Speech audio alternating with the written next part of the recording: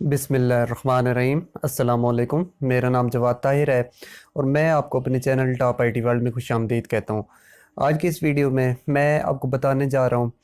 कि जो पटवारी जॉब्स की टेस्ट हो रहे हैं, टाइपिंग टेस्ट, उसमें लोग जो है वो क्यों नाकाम होते हैं, उसमें जो है वो लोगों की जो है वो टाइपिंग स्पीड कम क्यों आती है, उसकी वजूहत क्या हैं, और आखिर में मैं आपको बताऊंगा कि आप जो है वो किस तरीके से जो है वो बेहतर स्पीड जो है वो वहाँ पर जो है वो गेन कर सकते हैं या आप बेहतर तरीके से वहाँ पर जो है वो टेस्ट दे सकते हैं।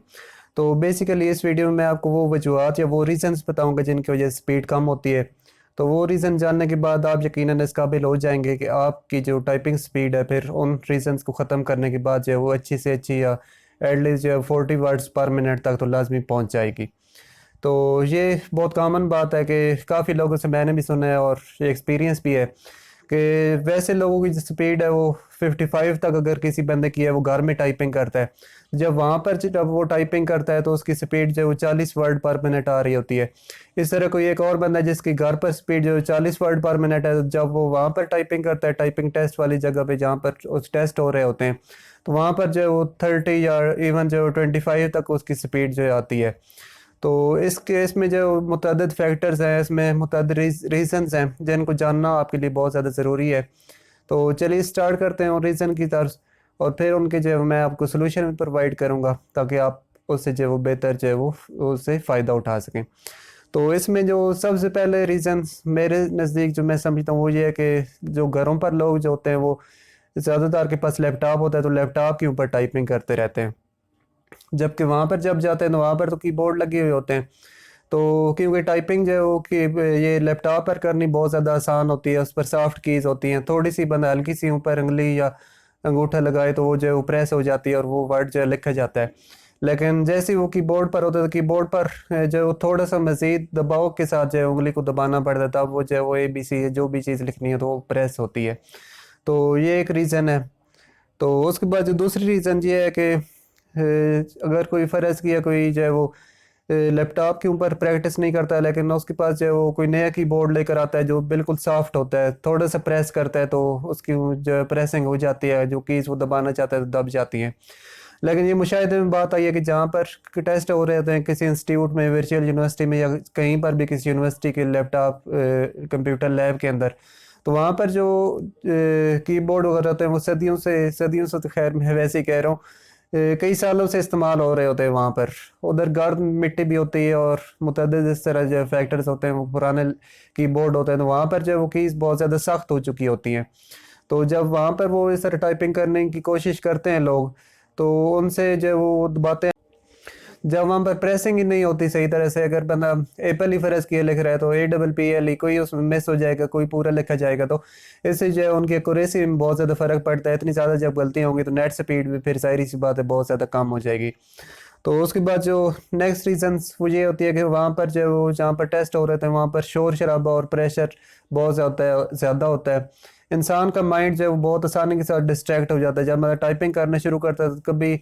कोई इधर जा रहा है, कोई उधर जा रहा है, कोई शोर कर रहा है, कोई ये कह रहा है, कोई दूसरी कोई और बात कर रहा होगा, वहाँ पर सुपरवाइज़र लोग, दूसरे जो कैंडिडेट्स, वहाँ पर जो इतनी मुतअद्दिद आवाज़ें होती हैं तो वहाँ पर इस तरह सुकून का माहौल नहीं होता कि आप जो है वो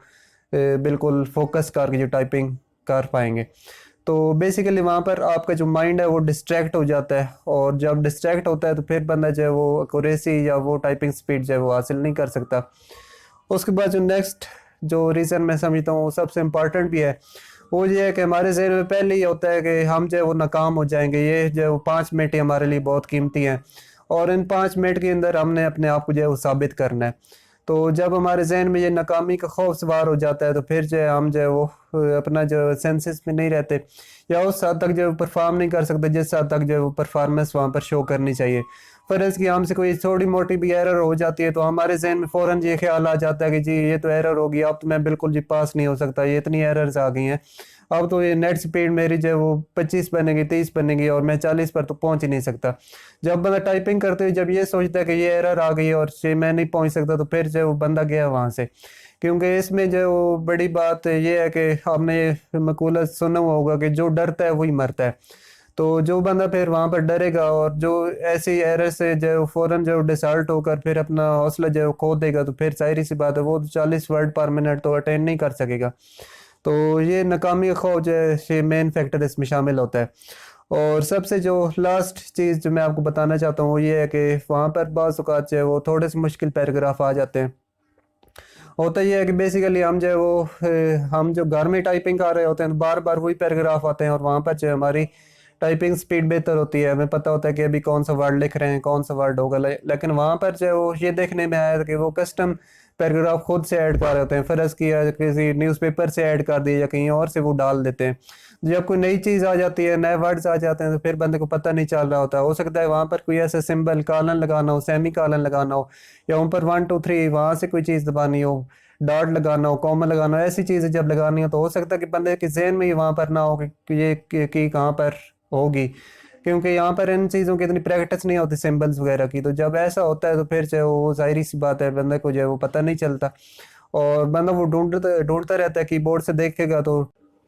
ये जो थी टॉप की 5 रीजंस जिनकी वजह से आपकी टाइपिंग स्पीड जो है वहाँ पर जो है वो लो आती है। तो इसके बाद मैं आपको अभी बताने जा रहा हूँ कि इसका जो है सोल्यूशन वो किस तरह आप कर सकते हैं, या इस तरीके से किस तरह जान छुड़ा सकते हैं रीज़न से, ताकि जो है वहाँ पर एटलीस्ट आपकी 40 वर्ड पर मिनट स्पीड आ जाए। तो सबसे पहले मेरी ये रिकमेंडेशन है कि जो लोग जो है वो लैपटॉप इस्तेमाल कर रहे हैं, वहाँ पर टाइपिंग कर रहे हैं, तो उसका कोई फ़ायदा नहीं है।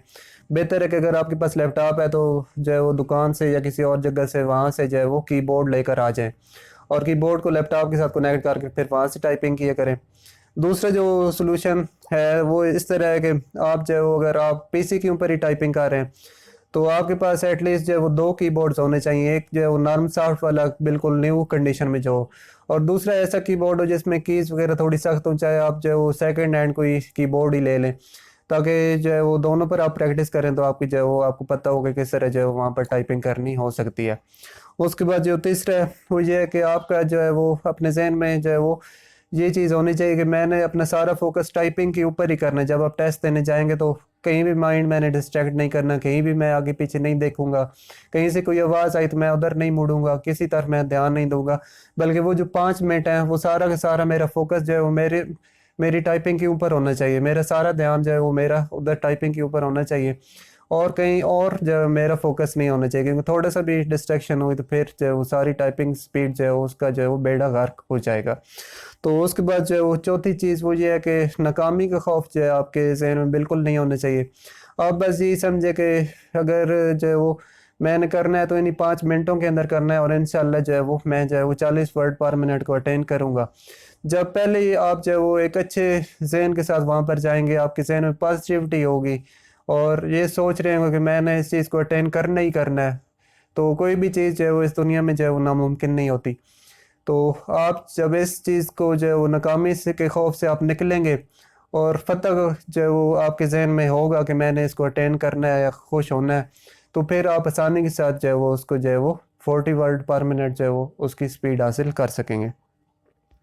तो उसके बाद जो नेक्स्ट चीज़ ये है कि आप जो है वो मुश्किल थोड़े से अखबार में से कोई जो है पैराग्राफ्स वो भी टाइप करें, और डिफरेंट कोई और सॉफ्टवेयर इस्तेमाल कर लें। आप जो है वो वेबसाइट्स पर चले जाएं, टाइपिंग वेबसाइट से वहाँ पर टाइपिंग करें।